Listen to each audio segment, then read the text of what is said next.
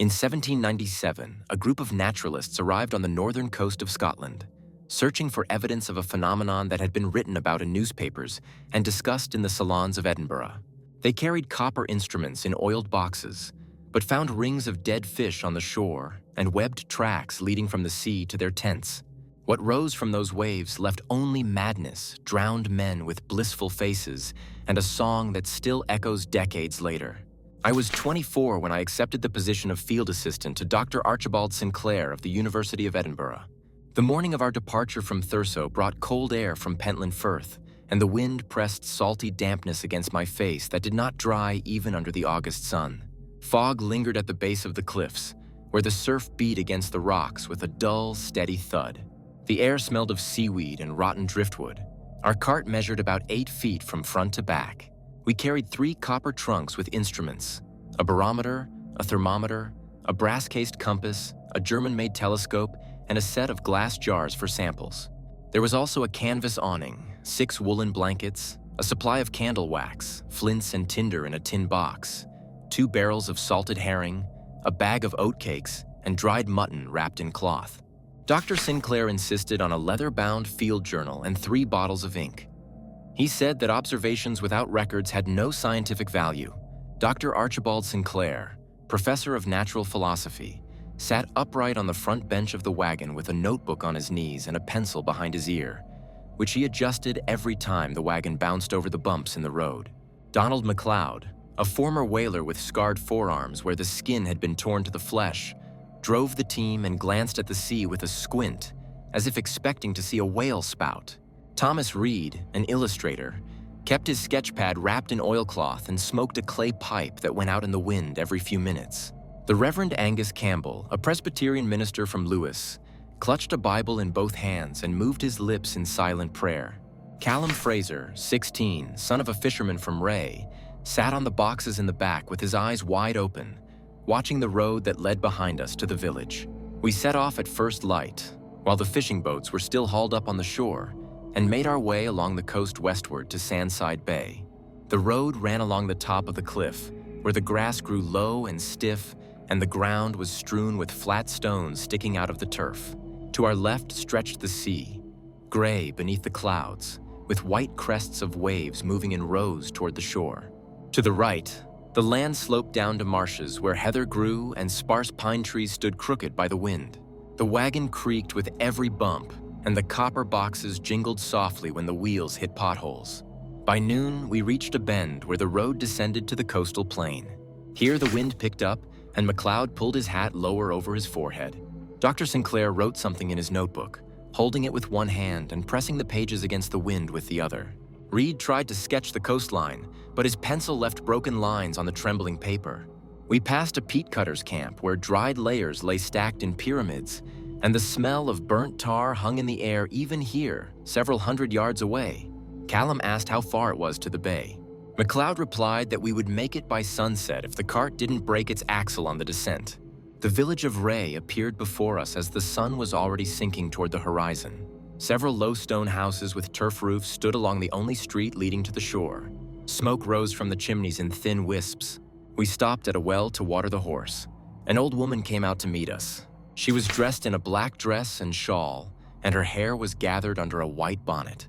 MacLeod called her by name, Morag Gunn. She stood in the middle of the road at the edge of the village and spoke loudly so that everyone standing at their doorways could hear. She said that Na Sinteran never sing for one person. She said they sing for everyone who listens. She said that her Ian heard their song and went to the water in the middle of the night with a smile on his face. And in the morning, he was found at the bottom with his arms outstretched, as if he were embracing someone. She said we should plug our ears with wax or not come back. Dr. Sinclair thanked her for the warning and explained that we had come precisely to investigate these superstitions from a scientific point of view.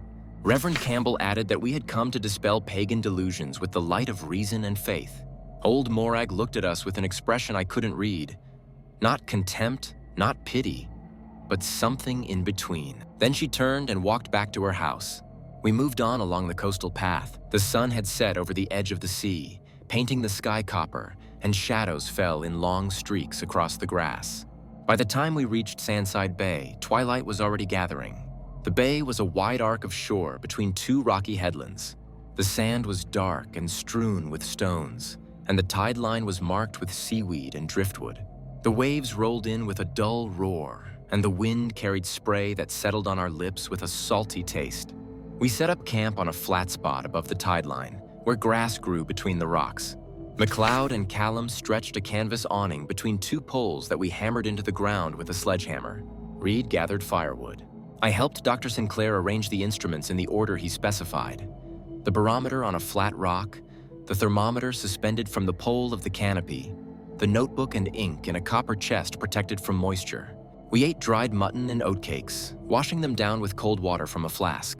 Reverend Campbell read a psalm by the light of the fire, while the rest of us sat silently and looked out at the sea. The waves were barely visible in the darkness, white lines that appeared and disappeared in a steady rhythm. The night was quiet, too quiet. The next morning, I woke up at dawn and stepped out from under the canopy to relieve myself. The tide had receded, leaving a wide strip of wet sand, and the air was thick with the smell of iodine and decay. I was walking along the water's edge, watching hermit crabs scurry between the puddles, when I saw it. Dozens of silvery herring lay on the sand in a circle around a large rock that rose 5 feet above the shore. The fish were fresh. Their eyes were still clear, their gills red. They lay with their heads toward the rock and their tails outward, forming an almost perfect circle about 8 yards in diameter. Not a single seagull had touched them. I called the others over. Dr. Sinclair examined the find with scientific interest, measuring the diameter of the circle with his steps and recording it in his notebook.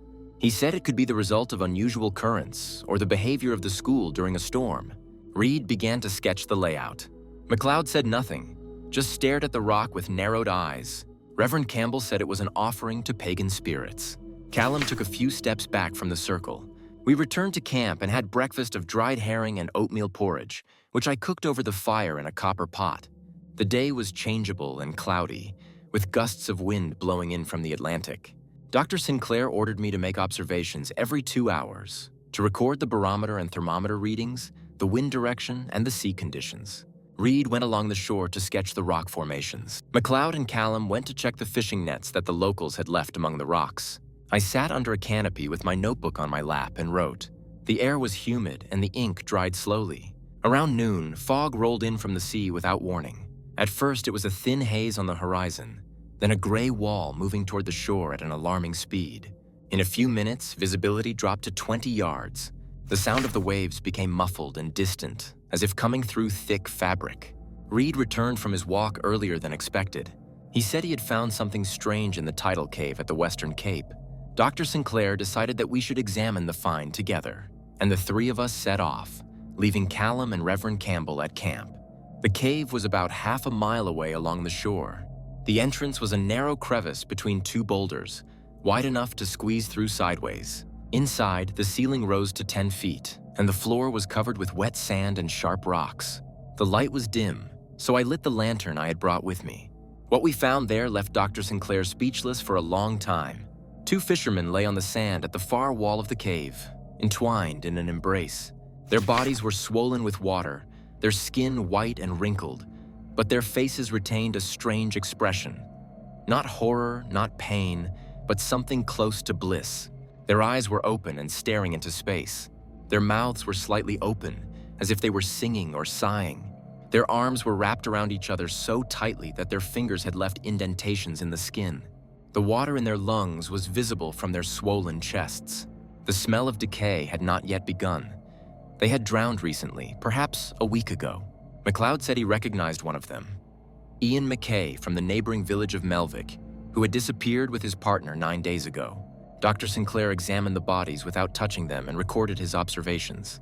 Reed began to draw, but stopped after a few strokes. I noticed something in a crevice in the rock wall. A bone comb about 4 inches long, covered with carved patterns. When I brought the lantern closer, I saw that the patterns depicted female figures with fishtails. The carving was old, the bone yellowed with age. Reed asked me to give him the comb so he could sketch it. I handed it to him, and we left the cave into the fog, which had grown even thicker. That night, I woke up with a strange feeling. Something made me open my eyes. Even though I didn't remember any dreams and hadn't heard any sounds, I was lying under the canopy between MacLeod and Callum, wrapped in a wool blanket.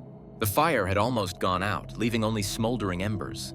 Then I heard singing. It came from the sea. A woman's voice, high and clear, without words, but with a melody so beautiful that my heart tightened in my chest. I couldn't make out the words, but somehow I heard my name in that song, and a promise of something I wanted more than anything in the world, even though I didn't know what it was. I sat up and saw that Callum had woken too. His eyes were wide open, staring out toward the water. Reed sat at the edge of the canopy with a rake in his hands, turning it toward the light of the coals. The singing continued, growing louder, and I felt a strange urge to get up and go to the shore. MacLeod grabbed my shoulder. He told me not to listen. He told everyone to cover their ears. Dr. Sinclair woke up and ordered us not to move. Reverend Campbell began to read the prayer aloud, trying to drown out the singing, but the song was stronger. It penetrated the words of the prayer, the crackling of the fire, the sound of the surf. It filled my head until there was no room for anything else. Reed stood up. He moved slowly, as if in a dream, with a smile on his face. Dr. Sinclair called his name, but Reed didn't stop. He walked toward the water with measured steps, still holding the comb. I jumped up and ran after him. The sand was cold under my bare feet, and the wind cut into my face. Callum ran beside me. We caught up with Reed at the water's edge, where the waves were already washing over his ankles. I grabbed his arm, trying to turn him around, but he broke free with unexpected strength. Then the singing grew louder. I heard not one voice, but many, a whole choir singing in impossible harmony. Something was moving in the water, white shapes beneath the dark surface. Reed waded in knee-deep, waist-deep, chest-deep. The water was freezing. I could feel it even from a distance. He turned toward us for a moment, and I saw his face. He was smiling, truly happy, as if he had finally found what he had been searching for his whole life. Then he dove. I saw a splash of white hands that took him underwater, and he disappeared. MacLeod pulled us both ashore. Dr. Sinclair stood at the water's edge with a lantern, shining it on the surface, but nothing could be seen except the waves. The singing stopped as suddenly as it had begun. We searched for Reed until dawn, walking along the shore and shining our lanterns on the water, but we didn't even find his clothes. From that moment on, Dr. Sinclair ordered us to sleep in shifts, and whoever was awake had to keep an eye on the others. He took several pieces of beeswax out of his trunk and told us to plug our ears with them when we went to sleep. Reverend Campbell insisted that this was the work of demons and that we should leave this cursed place while we still could. But Dr. Sinclair was a scientist. He said that what we were observing had a natural explanation and that it was our duty to document the phenomenon for science. He said that the tragedy with Reed had happened because we were unprepared, but now we knew about the danger and would take the necessary precautions. MacLeod said the doctor was a fool. We spent the next night in tense vigil. Dr. Sinclair tied each of us with a rope to the posts of the shed, leaving enough length to lie down but not enough to reach the water. He himself sat by the fire with a notebook, recording the time and his observations. Callum was shivering under his blanket, even though the night was not very cold. The singing began around midnight. This time it was louder, more insistent, and it included all our names. I plugged my ears with wax as deeply as I could, but the sound still penetrated, not through my ears, but directly into my head, as if they were singing inside my skull. I saw Callum tugging at his rope, trying to free himself. Dr. Sinclair and MacLeod were holding him down. Reverend Campbell prayed, rocking back and forth with his eyes closed. I bit the inside of my cheek so that the pain would drown out the singing. I dug my nails into my palms. I thought of the most horrible things I could remember so that I wouldn't have to listen to those beautiful voices promising peace and joy in their cold embrace. By dawn, the singing had stopped. We untied the ropes and found that Callum had chewed through his halfway. His teeth had left deep indentations in the hemp fibers, and the rope was wet with saliva and blood. Dr. Sinclair examined his mouth. His gums were bleeding, and one tooth was loose. Callum said nothing, just stared out at the sea.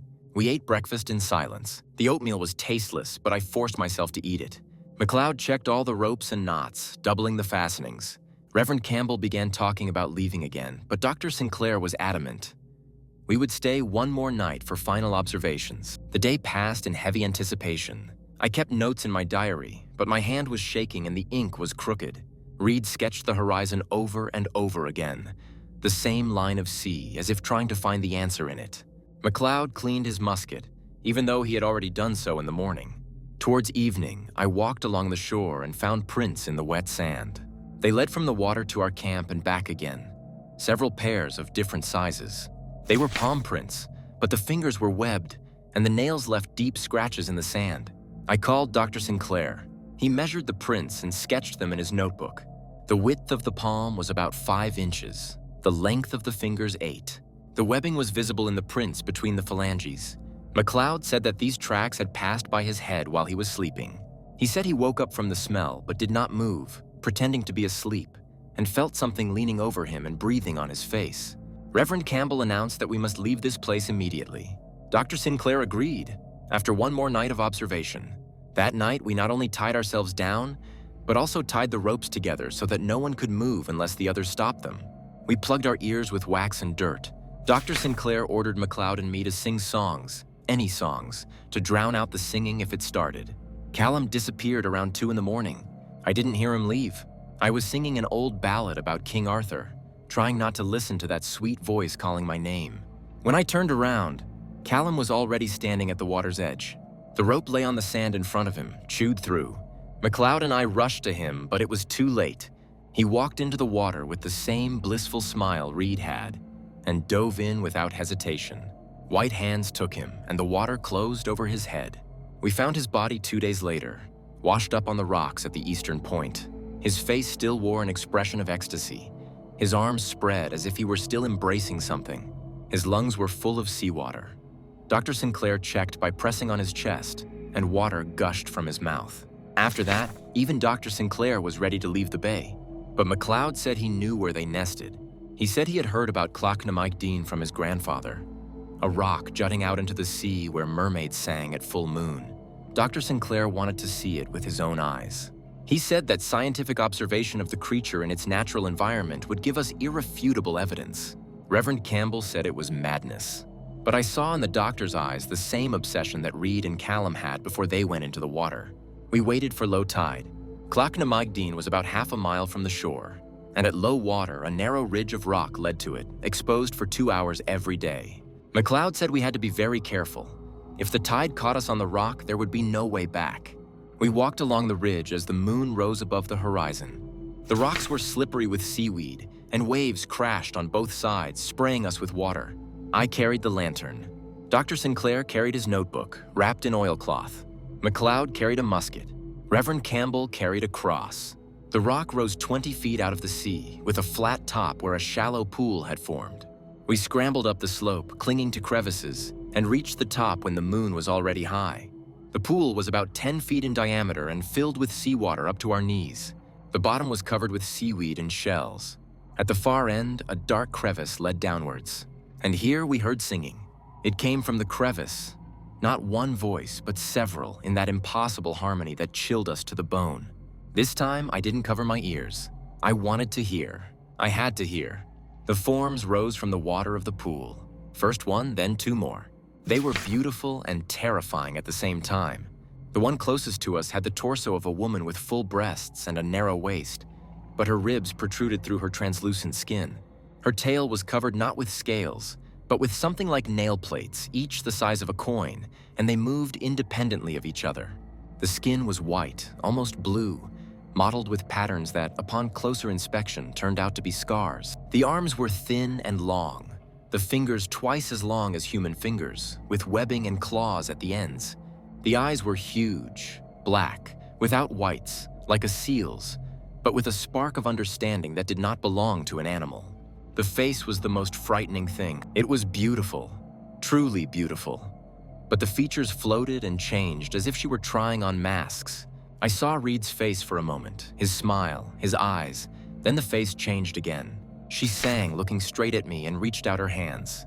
The smile was warm, motherly, impossible to believe that she wished me harm. I took a step toward the water. Dr. Sinclair removed the wax plugs from his ears. He said he had to write down the notes for science. He took out a pencil with a trembling hand and began to draw lines in his notebook. Then the singing grew louder. The other mermaids raised their heads above the water. I counted 5 or 6 of them, moving so smoothly that it was difficult to keep track. They formed a semicircle at the edge of the pool, waiting. Reverend Campbell began to read the prayer of exorcism, holding a cross in front of him. Dr. Sinclair turned to him and told him to be quiet. We were observing an important scientific phenomenon. Then the doctor jumped into the water with a cry of, "I'm coming." I saw several pairs of white hands grab him and pull him down into the crevice. He did not resist. He hugged them back. MacLeod fired into the water. The sound of the shot echoed off the rocks, and for a moment the singing stopped.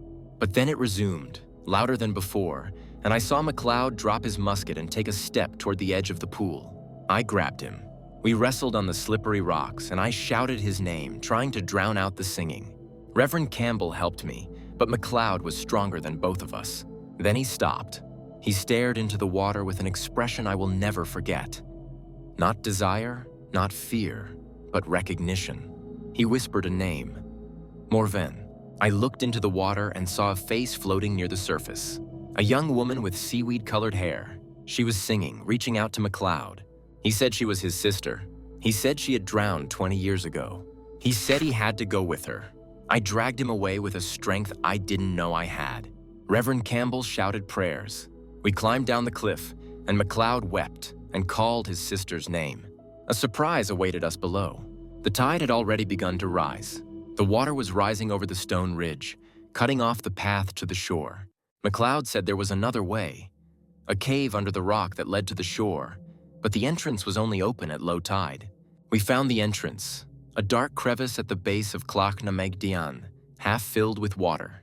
I shone my flashlight inside and saw a tunnel leading into the darkness. We had no choice. The water was already at our ankles and rising fast. We entered the cave. It was cold and damp inside. The walls were covered with glowing moss that gave off a faint green light. We walked bent over, the water reaching our knees and the ceiling getting lower and lower. The singing followed us. It echoed off the walls, growing louder until it filled the entire space. The tunnel widened into a grotto. Here the ceiling rose 15 feet, and in the center was an underground lake of absolute blackness. The light from the lantern did not reach the opposite side. Along the walls on stone shelves lay bones. Dozens of skulls with smiling jaws. Some were hundreds of years old. The bone had darkened and crumbled at the edges, and they floated in the water of the lake. In the light of the lantern, there were 5 or 6 of them. I couldn't count them exactly. They moved too smoothly. They were women's torsos, but their ribs showed through their skin, their breasts full and real. It was this that drove men crazy, this impossible beauty combined with the inhuman. Their tails were covered with nail plates that moved in waves. Gill slits opened and closed on their backs. Their faces were the most frightening. They were beautiful, truly beautiful, but their features floated and changed, as if they were trying on the masks of drowned women. I saw Reed's face on one of them, his smile, his eyes, the exact expression with which he entered the water. They become those who are taken away. And among them, I saw a face I recognized from a portrait hanging in the Sinclair house. The wife of William Monroe, the teacher from Thurso, whose letter to the Times in 1797 brought our expedition to Sandside Bay. Monroe wrote that he had seen a mermaid. He did not write that his wife had drowned there 3 years earlier. He did not write that he had seen her face, and that every year he returned to that shore to listen to her singing. Monroe's letter was not a warning. It was bait. They used us to bring them new ones. Reverend Campbell stopped in the middle of the grotto. He turned to us and said he had to stay. He said it was his calling to save these lost souls. He raised his cross and began to read the exorcism. The mermaid crawled out of a side tunnel that we hadn't noticed. She moved across the rocks with the same ease she had in the water, using her arms and tail. She hugged Reverend Campbell from behind, wrapped her body around him and whispered something in his ear. He stopped reading the prayer. The cross fell from his hands and dropped into the water with a quiet splash. He turned to her with an expression I had seen on Reed and Callum's faces. Not fear, but relief, joy, as if he had finally found home. He repeated, "Forgive me, Lord, but I must," over and over as she pulled him into the water. He didn't resist. He helped her, stepping into the black depths with a smile on his lips. MacLeod shouted his sister's name. He moved toward the water, and I grabbed his arm. We struggled on the slippery rocks at the edge of the lake, and the water was already flooding our feet. The tide was filling the grotto from below.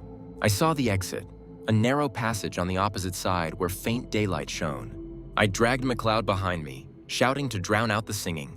We covered our ears with mud from the cave floor, smearing it on our cheeks and hair, just so we wouldn't have to hear it.